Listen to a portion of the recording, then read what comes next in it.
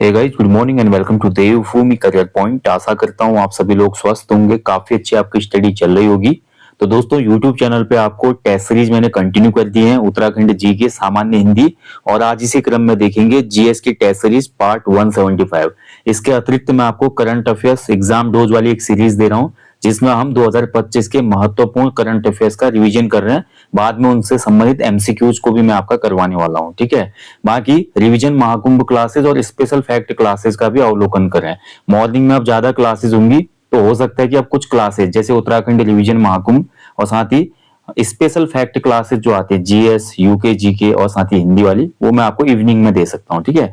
तो आप सभी क्लासेस को फॉलो करें। आगामी यूके ट्रिपल एससी का 17 मई को जो आपका एग्जाम है, री एग्जाम होने वाला है, इसके लिए ये क्लासेस बहुत ज्यादा बेनिफिशियल है, ठीक है। और बाकी जितने भी एग्जाम होंगे इस वर्ष में, उनके लिए तो है ही है। तो चलिए आज देखेंगे जीएस का टेस्ट नंबर पार्ट 175। पहला क्वेश्चन है आपके सामने, निम्न में से किस मामले में भारत के सुप्रीम कोर्ट द्वारा मुस्लिम स्त्री विवाह विच्छेद पर अधिकार संरक्षण अधिनियम 1986 की संवैधानिक वैधता को अनुमोदित किया गया था?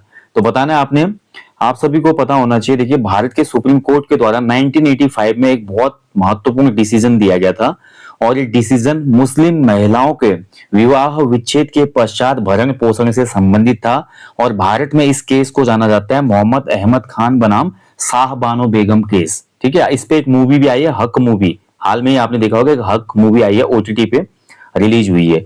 तो लेकिन जो 1985 का ये डिसीजन था ना, इसको चैलेंज किया गया बाद में।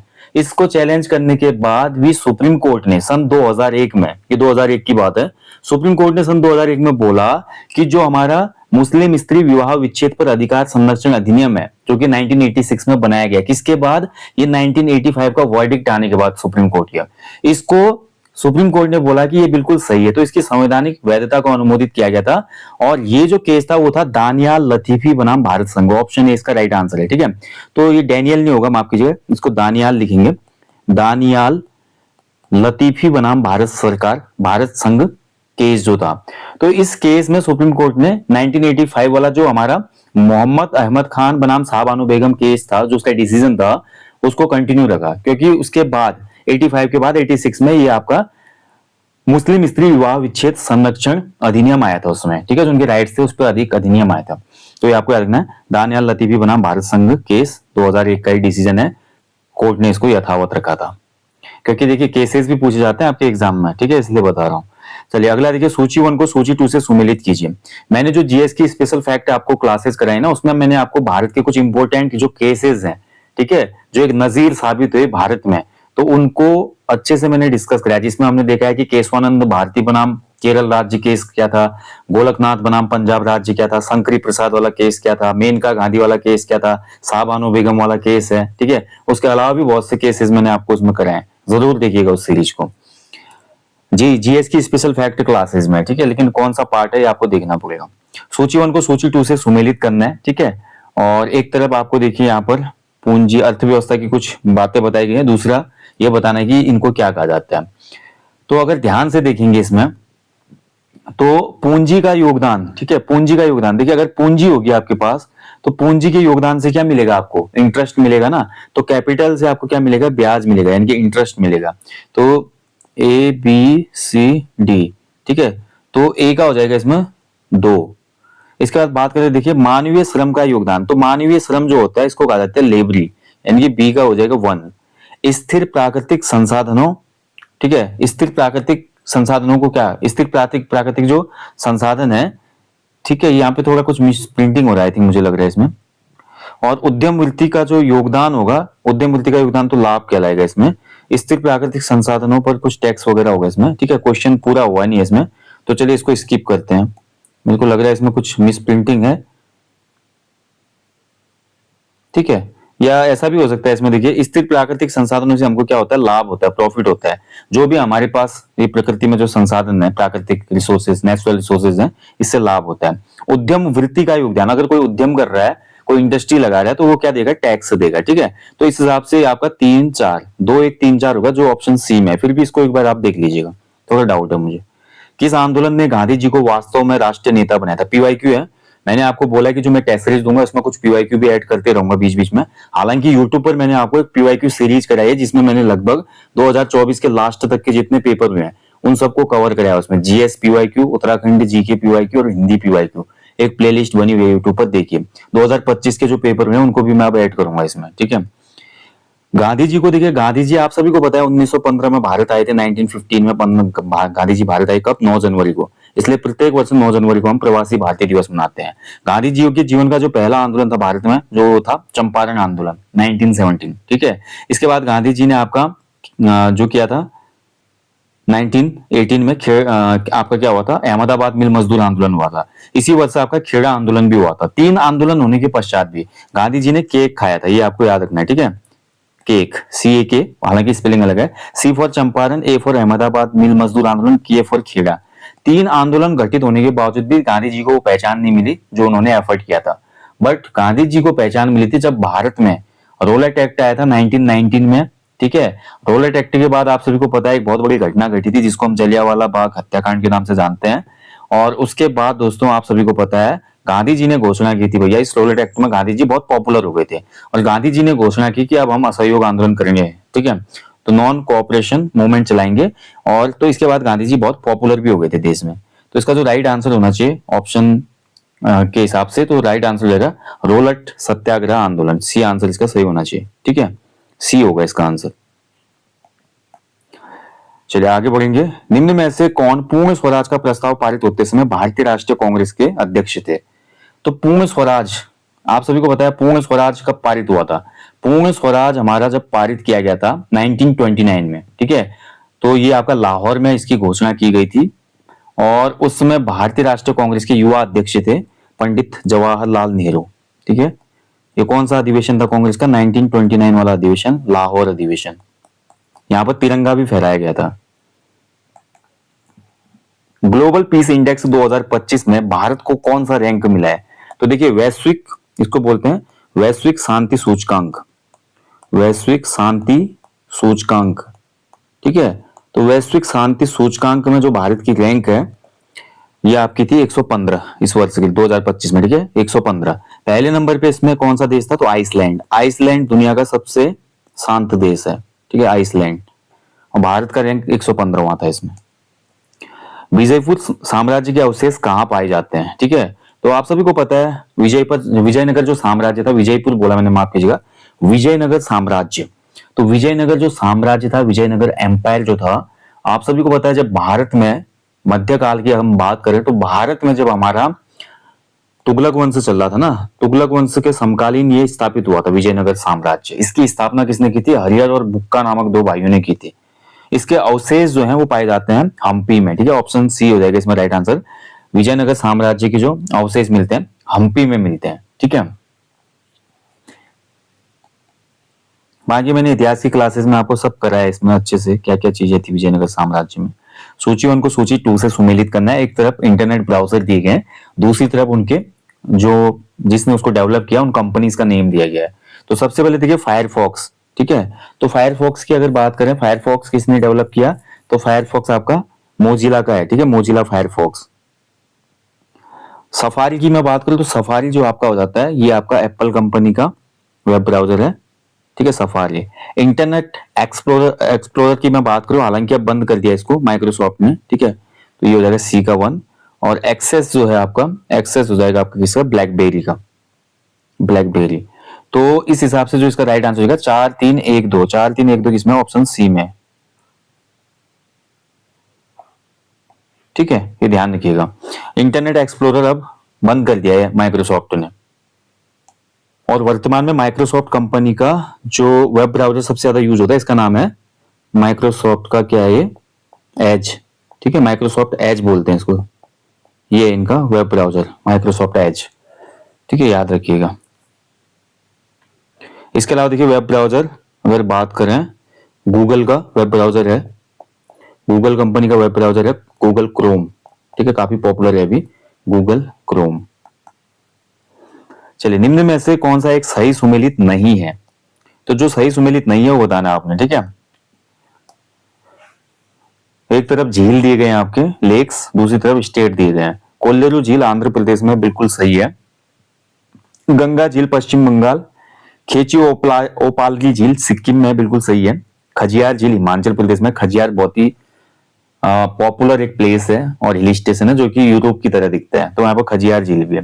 गंगा झील जो है पश्चिम बंगाल में नहीं है, ठीक है, बी आंसर हो जाएगा इसमें। गंगा झील आपको देखने को मिलेगी स्पेशली अरुणाचल प्रदेश की जो कैपिटल है ईटानगर, ईटानगर में एक प्राकृतिक झील है ये गंगा झील, ठीक है, अरुणाचल प्रदेश में। चलिए आगे बढ़ेंगे। सितंबर 2025 में भारत का पहला, ठीक है, बांस आधारित एथेनॉल संयंत्र कहां पर स्थापित किया गया था? तो भारत का पहला बांस, बंबू, ये बांस है, बांस की बात हो रही है, ठीक है, बैम्बू।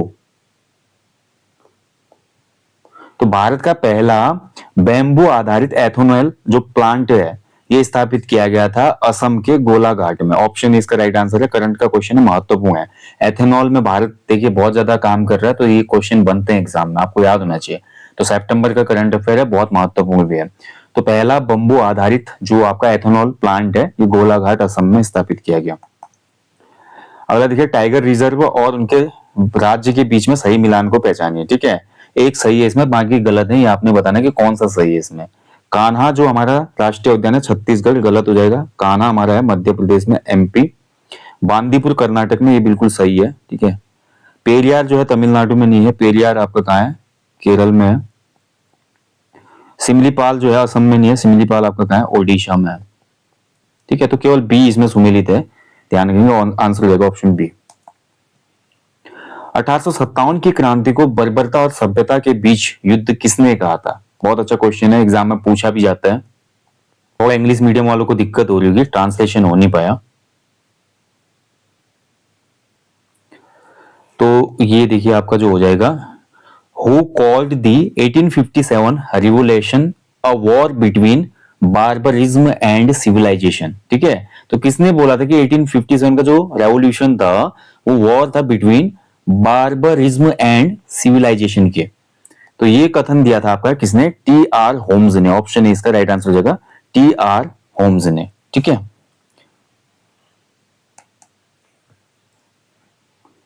आगे बढ़ेंगे। निम्न में से सही कथन का चयन कीजिए।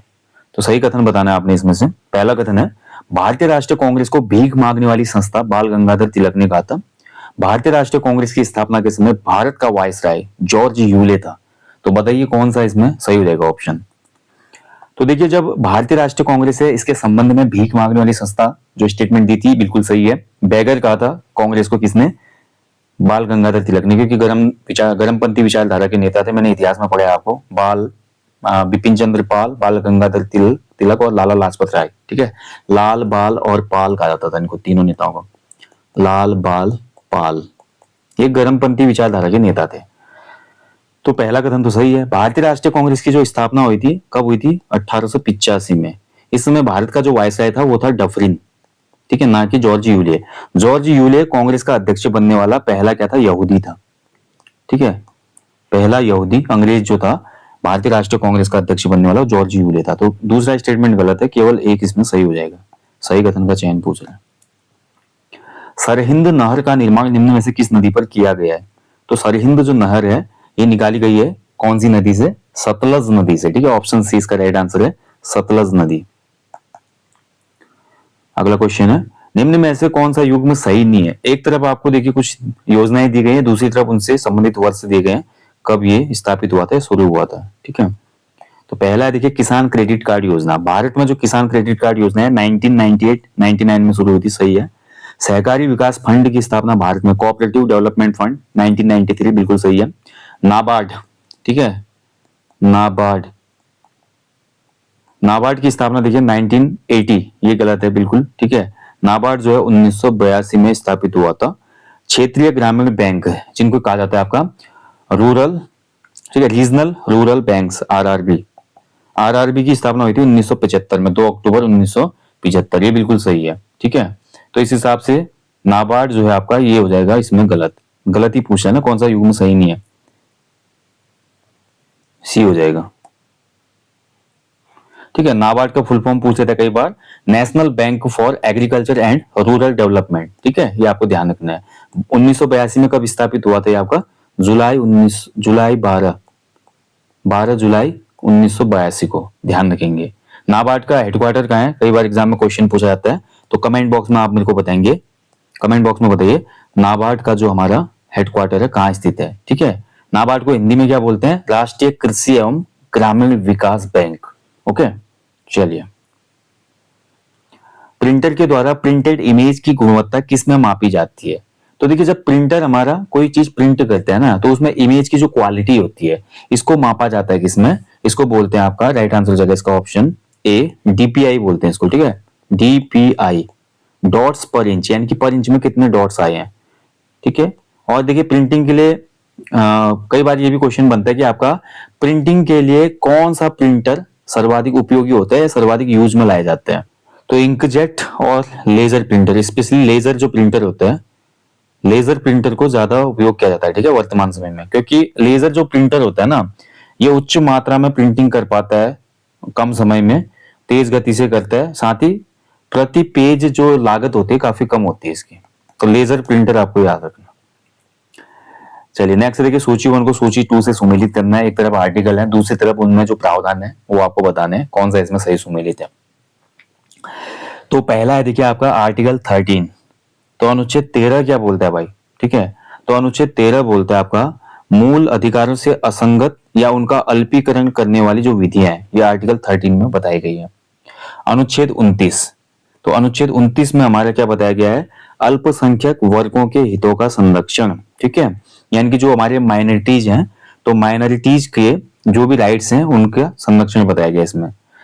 आर्टिकल 20 में देखिए आपको क्या बताया गया है, अपराधों के लिए दोष सिद्धि के संबंध में संरक्षण।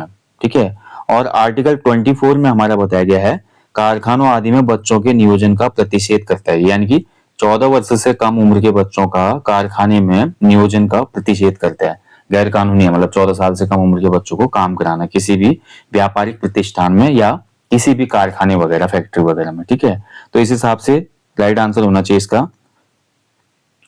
ठीक है, तो राइट आंसर जरा देखिए, ए का 2, बी का 3, सी का 4 और डी का 1। 2 3 4 1, तो ऑप्शन सी हो जाएगा। चलिए आगे बढ़ेंगे।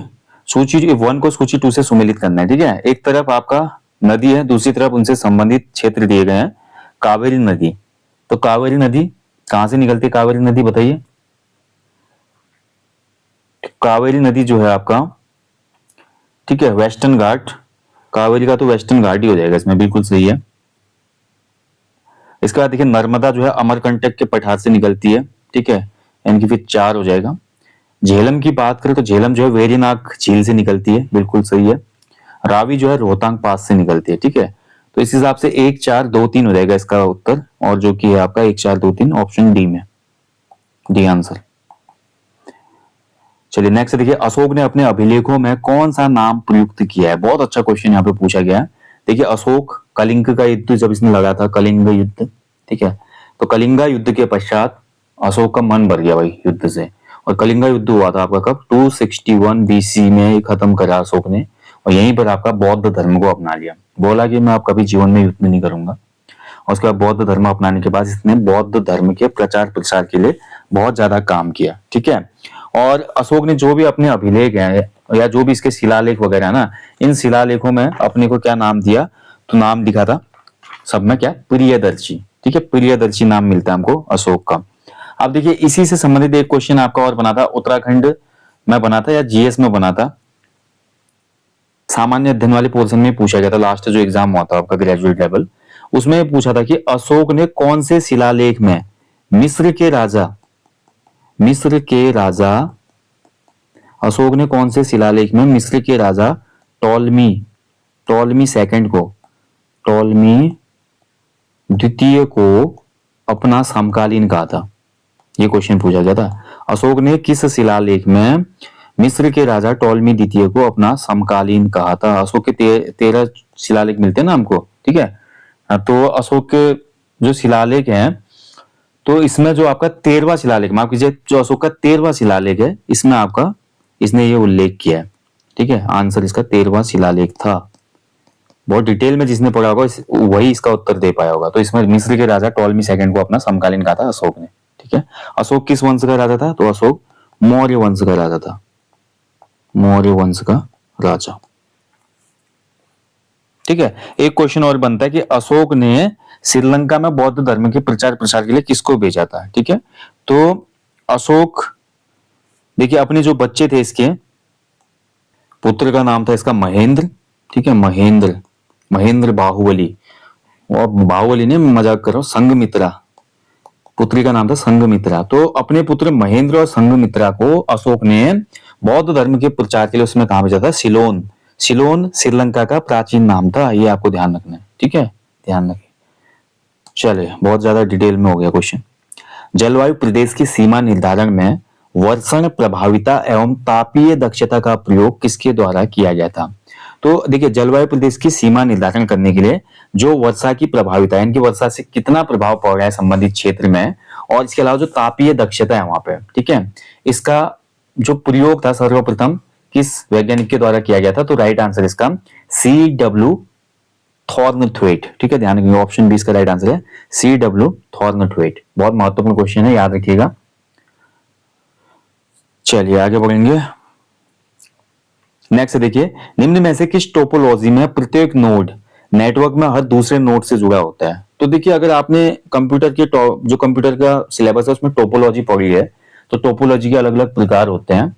यहाँ पर पूछा जा रहा है कि कौन सी टोपोलॉजी है जिसमें आपका प्रत्येक नोड नेटवर्क में हर दूसरे नोड से जुड़ा होता है, ठीक है। पहले टोपोलॉजी में आपको बता देता हूँ, फिर उसके बाद इसको डिस्कस करेंगे क्वेश्चन को। तो देखिए, टाइप्स ऑफ नेटवर्क टोपोलॉजी होते हैं, क्या क्या होते हैं? बस टोपोलॉजी होती है, रिंग टोपोलॉजी होती है, स्टार टोपोलॉजी होती है, ट्री टोपोलॉजी होती है, मैश टोपोलॉजी होती है, हाइब्रिड टोपोलॉजी होती है, ठीक है। इतने प्रकार की टोपोलॉजी होती है। अब ये टोपोलॉजी होती क्या है, टोपोलॉजी होती क्या है, ये आपको देखना पड़ेगा। मैं इसलिए बोलता हूँ कि देखिए, एप्लीकेशन स्टोर पे हमारा एक ओनली कंप्यूटर वाला कोर्स है डिटेल में, जिसमें हर चैप्टर की आपको वीडियोस दी गई है, ओनली कंप्यूटर कोर्स।